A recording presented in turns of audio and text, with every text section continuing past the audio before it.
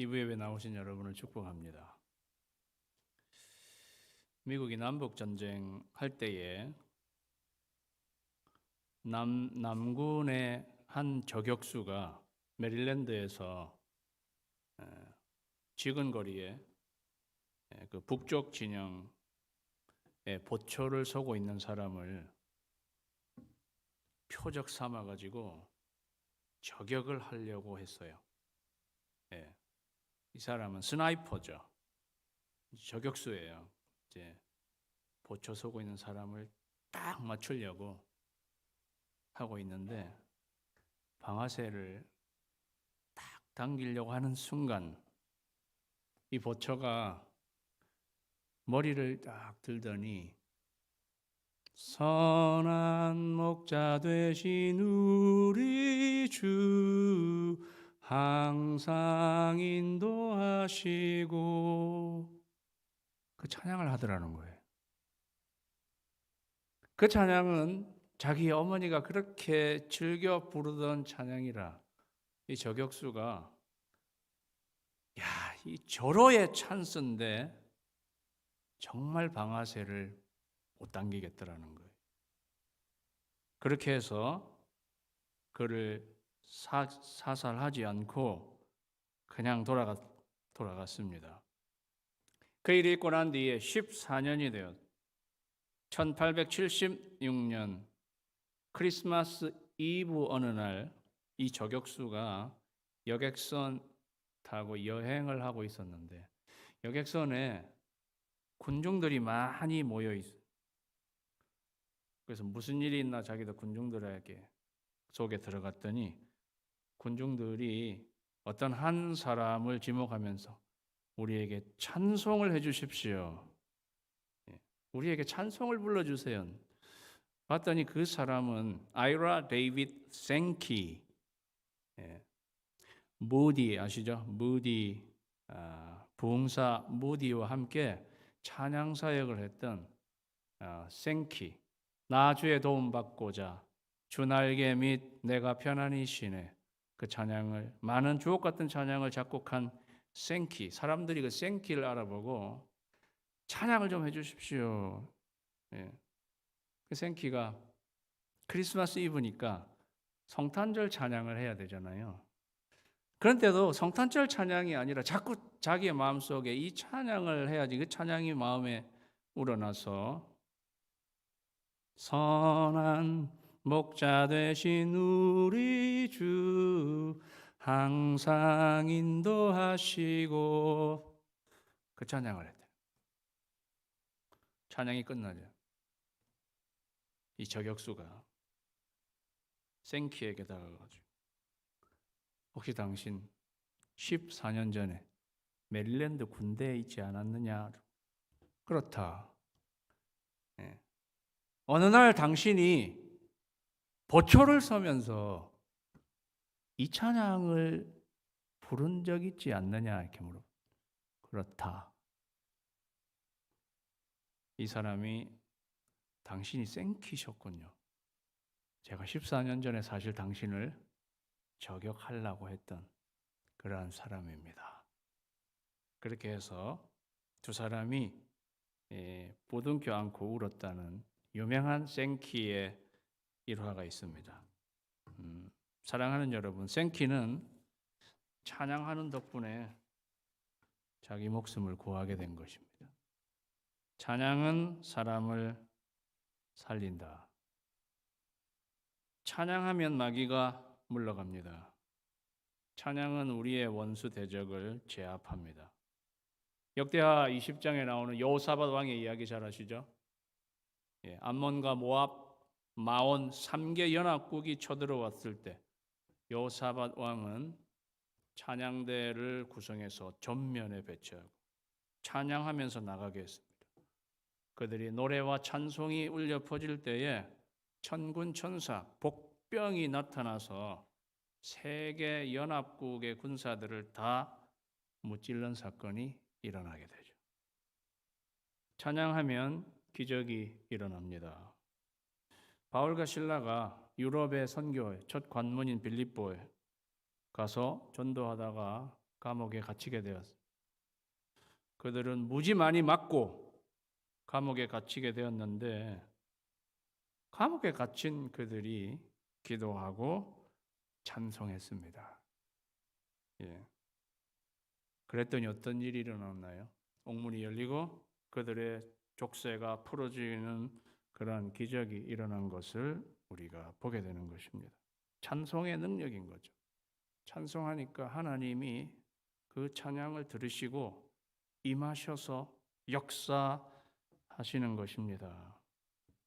찬송의 능력. 저는 말씀 묵상을 많이 강조하고 말씀 묵상 우리 하고 있는데요. 말씀 묵상하면서 저는 글 쓰기를 사실 많이 강조했습니다. 글을 쓰는 것이 묵상한 걸 쓰는 것이 굉장히 파워풀합니다. 그런데 쓴 글에 곡절을 붙이면 그게 10배는 더 파워풀합니다. 쓴 글을 자기가 노래하면은 10배 더 파워풀하다고. 나의 갈 길 다가도록 예수 인도하시니 내 주 안에 있는 긍휼 어찌 의심하리요. 제가 글을 이렇게 읽는 것보다 나의 갈 길 다가도록 예수 인도하시니 내 주 안에 있는 긍휼 어찌 의심하리요. 노래하면 더 파워풀하죠. 예. 저도 군 생활할 때요. 제가 1988년도에 군대 입대했는데 강원도 화천에서 군 생활했습니다. 철원 밑에가 화천이에요. 겨울 되면 영하 17도까지 내려가는 곳이에요. 내가 왜 거기로 가서 군 생활을 했는지 정말 그 보초서거든요. 보초 생기처럼 보초서거든요. 제가 포병부대였는데 2시간씩 써요. 또 그 보초를 그 부대는 그랬어요. 밤중에 2시간씩 보초서로 나가는 거예요. 초소에 혼자 아니라 2명씩 가요. 근데 그게 33년 전이 제가 33년 전인 거죠. 예. 그 초소가 요 정도까지만 나무로 이렇게 되어 있고 요 위에는 그냥 뻥 뚫렸어요. 초소가 무슨 운막같이 생겨가지고 위로는 뻥 뚫려. 한밤중에 한겨울에 보초소로 가면요. 찬바람이 그대로 쌩쌩 다 맞는 거잖아요.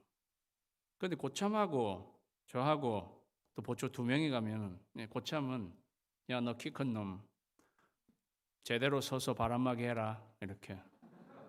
예. 그리고 고참은 딱 앉아가지고 자는 거지. 나는 2시간 동안 서 있어.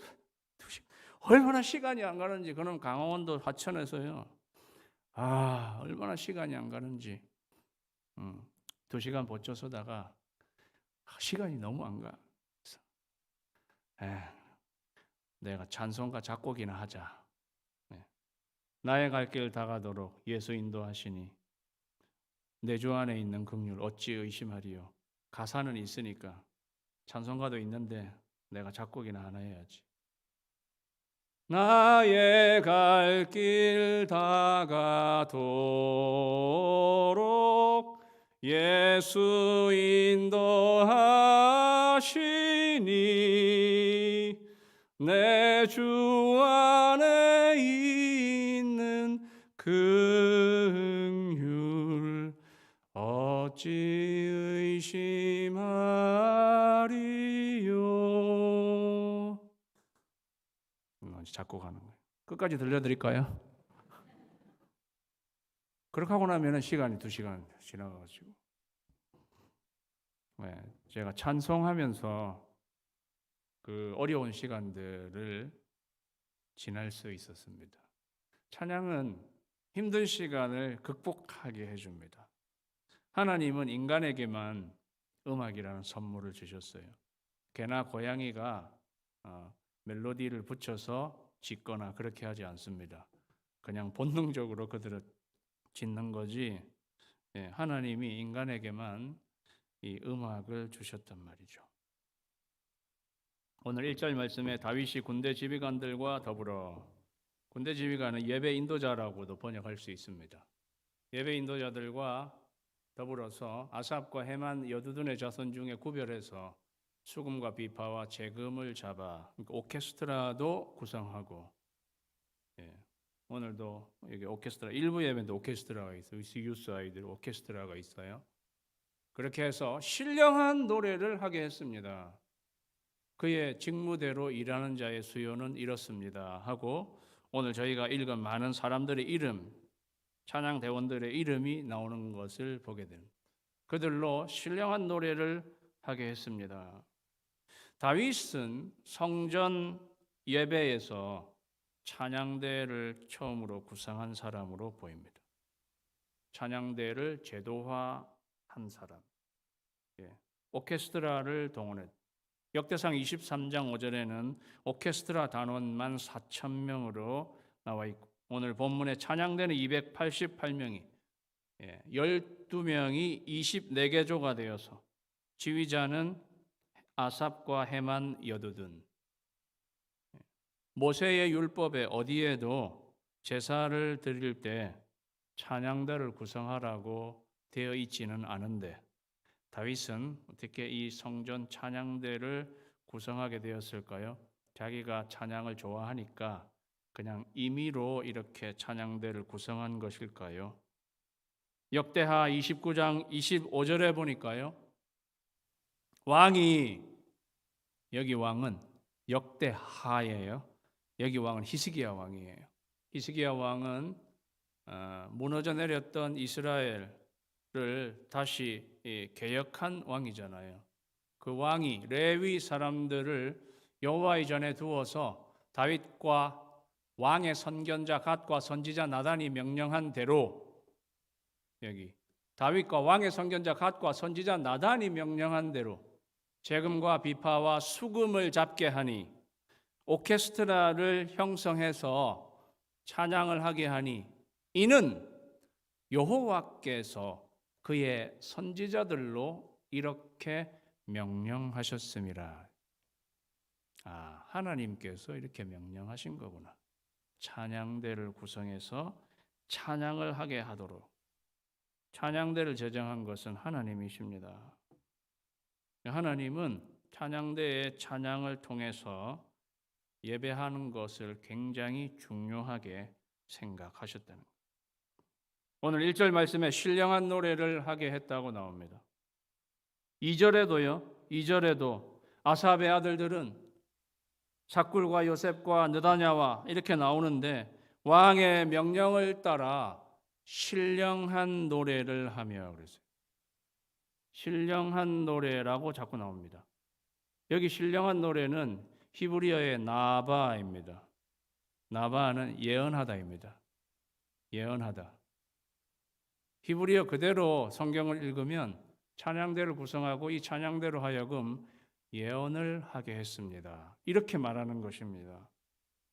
그러니까 5절에도 보면요. 5절에 보면 이는 다 헤만의 아들들이니 나팔을 부는 자들이며, 헤만은 하나님의 말씀을 가진 왕의 선견자라 그랬어요. 헤만은 지휘자예요. 단장이었던 것 같아요. 세 사람이 그렇게 있었어요. 그런데 헤만은 음악적 소질이 뛰어난 사람이기도 하겠지만, 성경은 하나님의 말씀을 가진 왕의 선견자라고 했습니다. 그런데 역대하 29장 30절에는 아삽도 선견자라고 나옵니다. 역대하 35장 15절에는 여두둔도 선견자라고 나옵니다. 그러니까 찬양대 지휘를 했던 사람들이 선견자였습니다. 선견자는 선지자, 하나님의 말씀을 예언하는 사람들. 그러니까 지휘자들이 하나님의 말씀을 예언하는 자들이었고, 찬양대는 예언을 하는, 그래서 우리말은 그냥 그것을 신령한 노래라고 해석을 해서 신령한 노래를 하게 한 것입니다.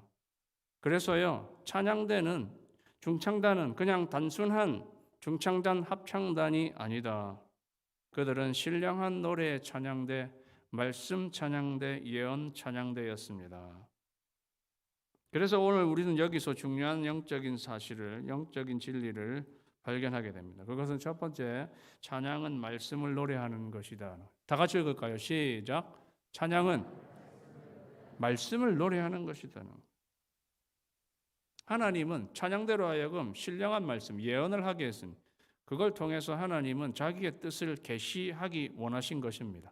찬양대의 찬양을 통해서 계시 전달을 하시기 원하신 것입니다. 하나님의 뜻을, 찬양대 찬양을 통해서도 하나님의 뜻을 나타내기 원하신 것이었습니다. 이것이 다윗이 찬양에 대한 다윗의 신학적인 이해였습니다. 다윗 자신이 노래를 잘하는 사람이에요. 다윗 자신이 작곡가였어요. 사무엘하 23장 1절에는 다윗이 마지막 말에 자기를 소개하면서 맨 마지막에 이스라엘의 노래 잘하는 자로 소개합니다. 다윗이. 그 말에는 자기가 노래 실력이 좋다는 의미도 있겠지만은 과연 노래를 할 줄 아는, 그 노래에 담긴 의미를 아는 사람. 다윗은 노래 정치를 하는 사람이었어요. 사울이 죽었을 때 사울을 애도하는 노래를, 애가를 불러서 작곡한 다음에 유다 사람들한테 모두 가르쳐서 애도하게 노래 정치를 한 사람이죠. 찬양에는 세 방향이 있어요. 우리는 찬양 드린다 그러면은 하나님께로만 찬양이 올라간다고 이렇게 생각하실 수 있는데, 찬양은 세 방향이 있어요. 위로, 안으로, 옆으로. 목장사에게 사방사역 비전, 위로, 안으로, 밖으로, 앞으로. 찬양에는 세 방향이 있어요. 위로, 안으로, 옆으로. 위로, 하나님께로 찬양. 안으로는 나에게로 해요. 나에게로. 나한테. 하나님의 뜻과 하나님의 말씀이 나에게로 계시는, 나에게 알려지는 것. 옆으로는 뭐냐? 너에게로. 내 옆에 있는 형제 자매들에게로. 내가 여호와를 항상 송축하니 그 송축함이 내 입에 계속되리로다. 내가 여호와로, 내 영혼이 여호와로 자랑하리니 곤고한 자가 이를 듣고 기뻐하리로다. 시편 34편 1절이죠.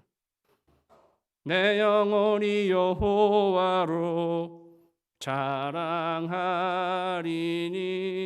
곤고한 자가 이를 듣고 기뻐하리라. 곤고한 자에게도 찬양이 간다는 거죠. 그래서 그가 그 찬양을 듣고 위로받고 힘을 얻는, 곤고한 자가 이를 듣고 기뻐하리로다. 그러니까 사랑하는 성도 여러분, 찬양이, 찬양사에게 이 3way, 하나님 나에게로, 내 옆에 있는 힘든 가운데 있는 형제 자매로. 그래서 이 찬양을 듣고 하나님께는, 하나님은 영광 받으시고 우리는 은혜 받는 것입니다.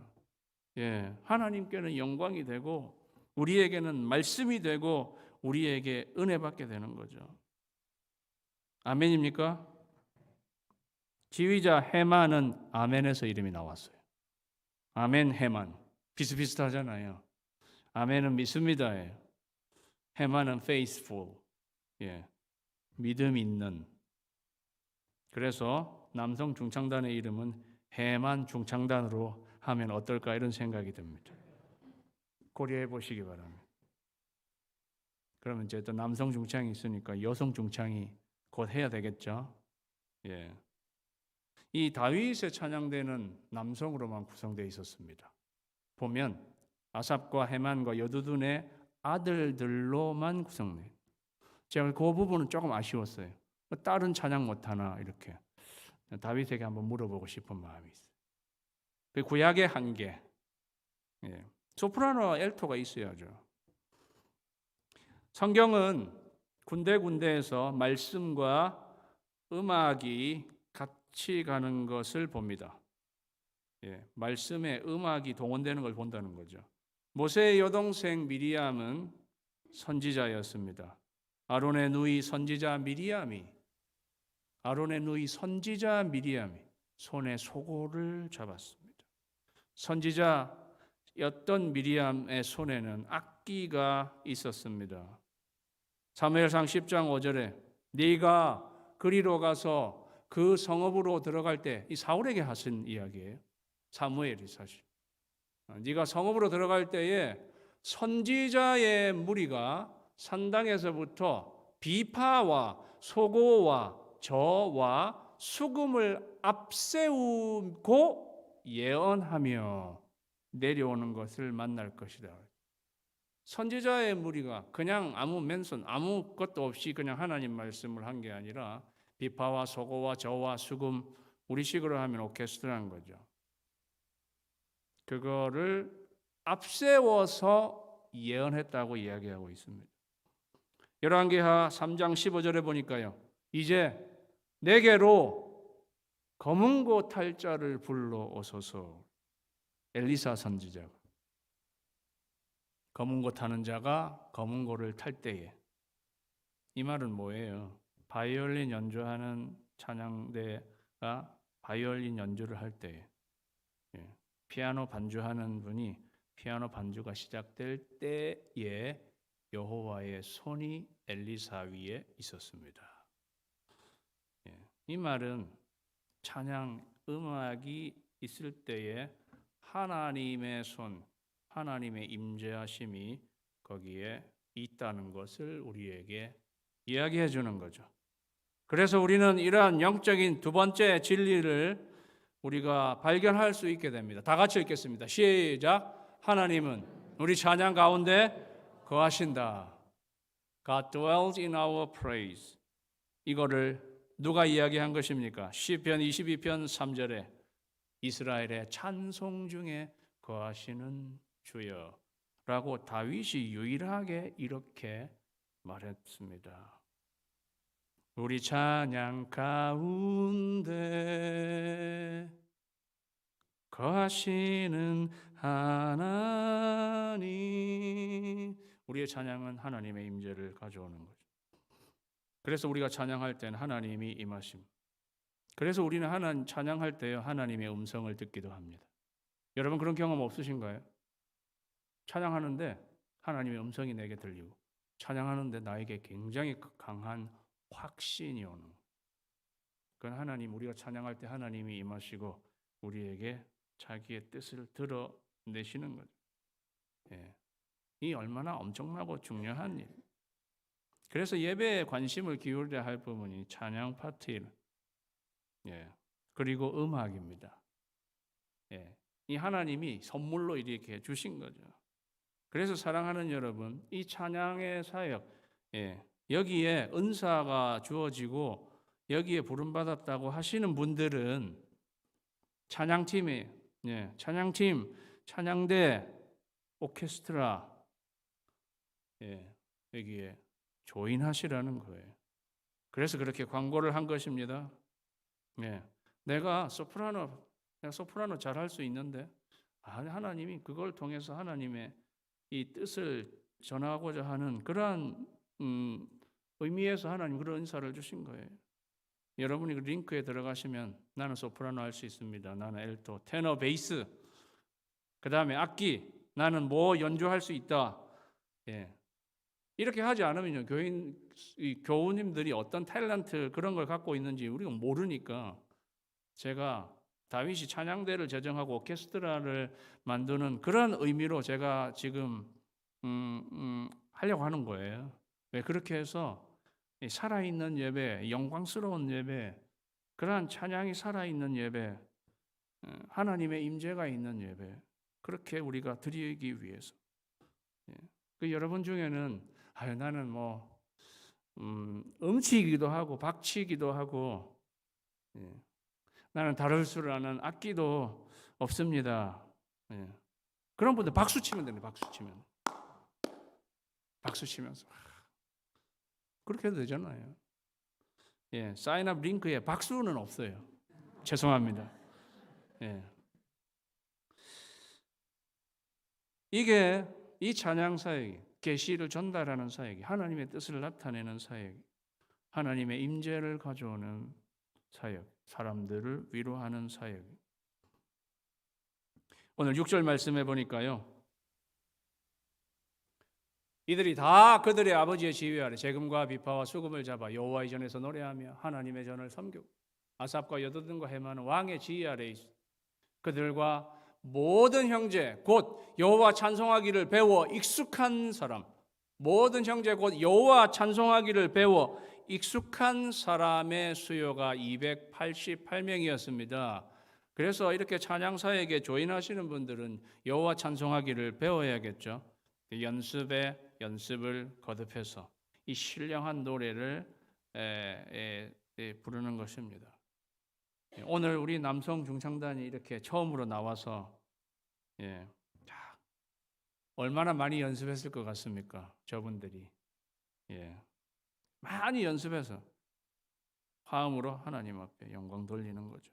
연습해서 하나님 앞에 올려드리는 그렇게 한 찬양단이 288명이라고 했어요. 근데 이거는 내셔널 수준인 거잖아요. 이스라엘 전체를 들은 거고. 저는 이 말씀을 보면서 지금 이 안에 있는 분들은 이 안에 있는 분들 모든 분들 다 합쳐서 우리가 찬양대다.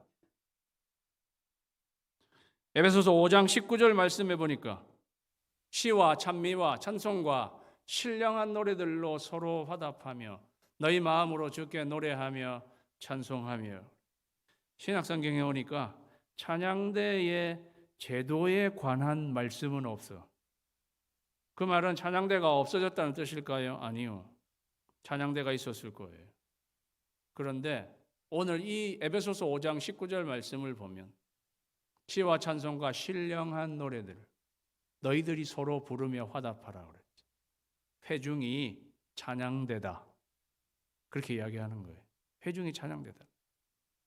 회중이 신령한 노래를 그 옛날에는 선견자들과 찬양대만 신령한 노래를 했던 그 신령한 노래를 마지막 때에 예수 그리스도는 최종 계신 하나님은 아들을 통해 모든 것을 계시하신 예수 그리스도가 우리에게 계시된 이상 우리는 다 선견자들인 거죠. 모든 그리스도인들은 예수 그리스도를 보고 그분이 주요 그리스도이심을 아는 자들은 선견자들인 거예요. 그래서 요한계시록은 교회 공동체를 예언 공동체라고 이렇게 지칭하고 있는 것을 보게 됩니다. 그러니까 이제는 찬양대가 나와서 찬양을 하게 되겠지만 찬양대가 찬양할 때도 회중석에서도 같이 같은 마음으로 찬양하고 회중이 찬양대라는 거죠. 우리 모두는 하늘 찬양대. 이게 저의 세 번째 마지막 영적인 진리. 다 같이 다시 한번 읽을까요? 시작. 우리 모두는 하늘 찬양대인 것입니다. 우리 모두가 찬양대라는 거예요. 그래서 회중 찬양할 때도 여러분이 소프라노, 엘토, 테너, 베이스 자기 파트 하시면요. 그렇게 해서 찬양합시다. 하나님 앞에 영광스럽게 찬양 올려드리는 거죠. 그리고 회중 찬양할 때 내가 좀 찬양 못하는 사람도 회중 찬양할 때 거기 묻어서 가면 되잖아요. 박자 안 맞아도 그냥 묻어서 가는 거죠. 소리 한 사람이 뭐 소리가 조금 이상하다 할지라도 이 회중에 묻어서는 갈 수 있으니까 그냥 소리 이때가 내가 이때 아니면 언제 내가 여기 앞에서 나와는 거는 꿈도 못 꾼다.